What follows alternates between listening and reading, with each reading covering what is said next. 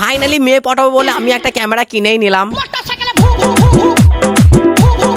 আর এইদিকে ছোট বাচ্চাগুলোকে দেখো, শালা স্কুলের সুন্দরী ম্যাডামকে ছেড়ে প্রতিদিন আমাকে দেখতে চলে আসছে। জানি না ভাই আমার মধ্যে কি দেখে ফেলেছিল।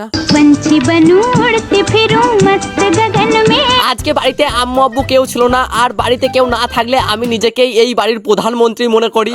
মা থাকলে আমি এই বাক্সগুলো কোনোদিন খুলে দেখতে পারি না। চলো আজকে আমার সাথে সাথে তোমাদেরকেও দেখাবো। 1 2 3 টুডুপ ট্যাও। ভাবলাম সোনা দানা কিছু থাকবে, তো যাই হোক এইটাই হয়তো থাকবে। 1 2 3 তোর জামা কাপড়। এই বড় আলমারিটাই সোনা দানা তো দূরের কথা, হিরে মুক্ত তো থাকবেই। এখানেও জামা কাপড়। আগে ভাবতাম আমি গরিব, কিন্তু আমার আম্মু আব্বু অনেক বড় লোক। এখন দেখছি সারা সব একই অবস্থা। আর একটু পরেই আমার পিছন জ্বালাতে চলে আসছে আমার এক বন্ধু, আর বলে সে নাকি ক্যামেরা কিনেছে, সে নাকি এখন দিনরাত মেয়ে পটাবে।